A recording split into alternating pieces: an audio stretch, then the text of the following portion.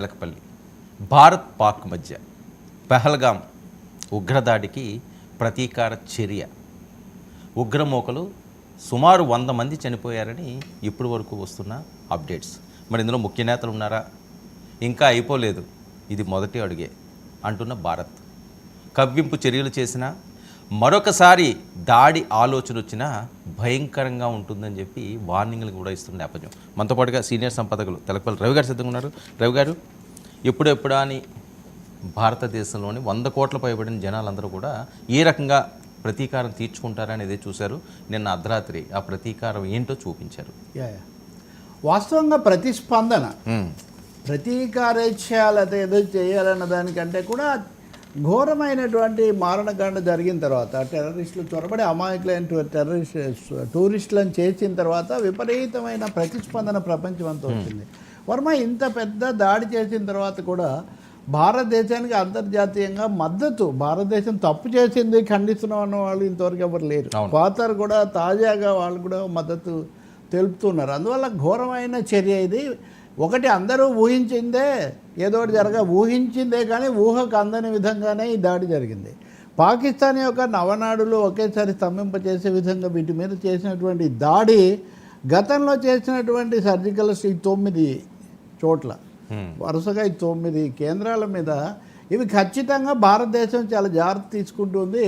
మేము సైనిక స్థావరాల జోలికి పోలేదు, మేము యుద్ధం చేయలేదు.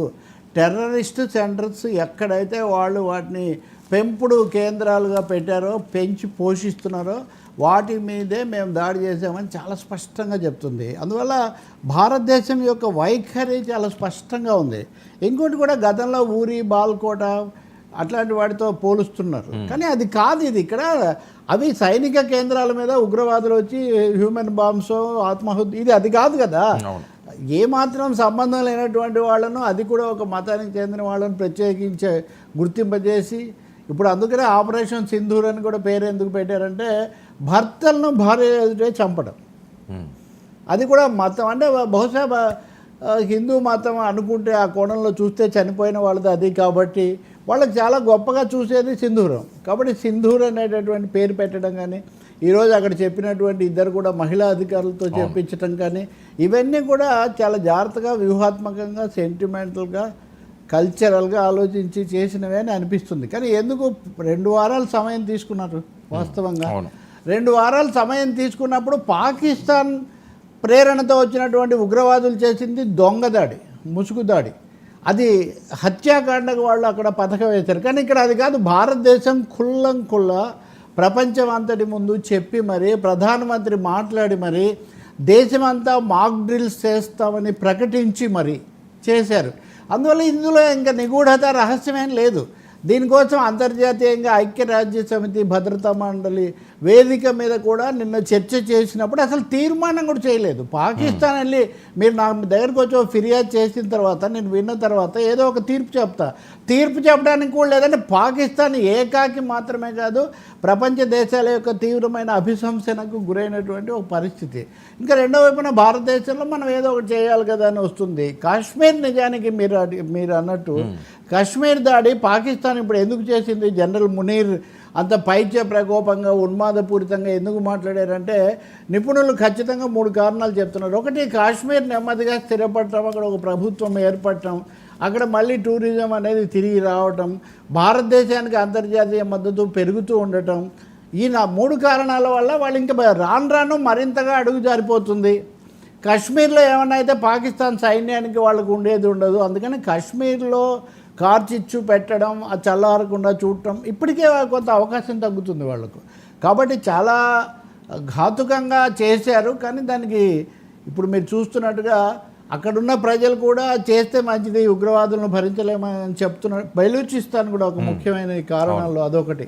బెలూచిస్తాన్ ఏదో భారతదేశం చేస్తుందని, భారతదేశం ఏం చేయనక్కర్లేదు. అసలు పాకిస్తాన్ అనుసరించిన వైఖరి వల్లే బంగ్లాదేశ్ విడిపోయింది, బెలూచిస్తాన్లో కూడా ఇది వచ్చింది. సో సమస్య తమ దగ్గర పెట్టుకొని భారతదేశం మీద కక్ష పెంచుకొని, భారత్ మీద కక్ష కట్టిన 3 కారణాలకు కూడా 3×9 చొప్పున ఈ 9 స్థావరాల మీద భారతదేశం చేసింది. కాబట్టి ఎమోషనల్ కాదు ఇది, చాలా వెల్ ప్లాన్డ్, ఎంత వెల్ ప్లాన్డ్ ప్రిసైజ్ అటాక్ అంటే చూస్తున్నారు కదా ఆయుధాలు, ఆ మిసైల్స్ కానీ అవి చాలా 250 కిలోమీటర్ల వరకు ఇంకేమాత్రం తప్పిపోకుండా, ఆ డ్రోన్స్ కూడా చాలా అక్కడ జరిగే వాటన్నిటి కూడా ముందే పచ్చిగట్టగలిగినవి. కాబట్టి భారతదేశం యొక్క వ్యూహాత్మక సామర్థ్యము, రెండవది సంయమనము, మూడవది ఆయుధాల యొక్క సామర్థ్యం కూడా ఎలా పదును పెట్టారనేవన్నీ తెలుస్తాయి.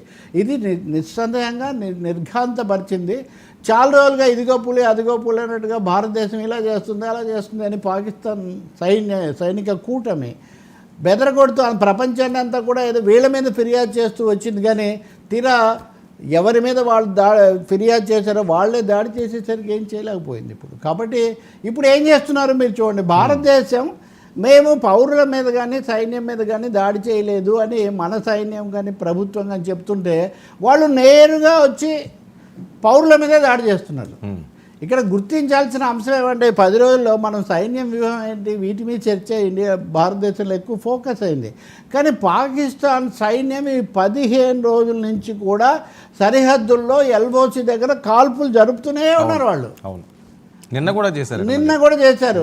3 చనిపోయారు. భారతదేశం కూడా 6 గంటల నిర్ణయం తీసుకోవడానికి ముందు 3 సివిలియన్స్ పౌరులు చనిపోయారని ఒక ప్రకటన వెలువడింది. మీరు చూడాలి. అంటే ఎప్పుడైతే సైన్యం ఎల్ఓసి దాటి వచ్చి సరిహద్దు దాటి వచ్చి వస్తుందో అప్పుడు ఒక దేశానికి ఆటోమేటిక్గా ఆత్మరక్షణ పౌరులకు సంబంధించింది వస్తుంది. కాబట్టి ఇప్పుడు కూడా ఇంత సూటిగా వెళ్ళి గేదెలు కూడా చనిపోయాయి అక్కడ దాడులు అంటే వాళ్ళు చేయగలిగింది ఏంటి? భారతదేశమేమో ప్రపంచానికి చెప్పి ఒక క్రమ పద్ధతిలో సైన్యాన్ని త్రివిధ దళాలను సిద్ధం చేసింది. ప్రధాని స్వయంగా ఈ చర్చలు వీటన్నిటిలో కూడా పాల్గొన్నారు.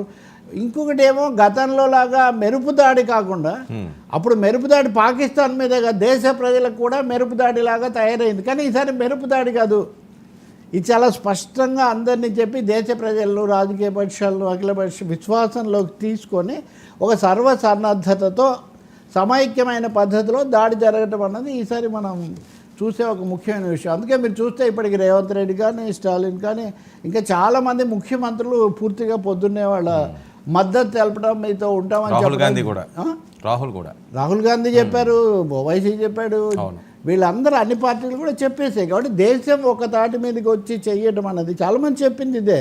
కశ్మీరీలను దేశాన్ని ప్రపంచ మద్దతు, భారతదేశానికి అపారమైన నైతిక మద్దతు ఉంది. నైతిక మద్దతు, సైనిక సన్నద్ధత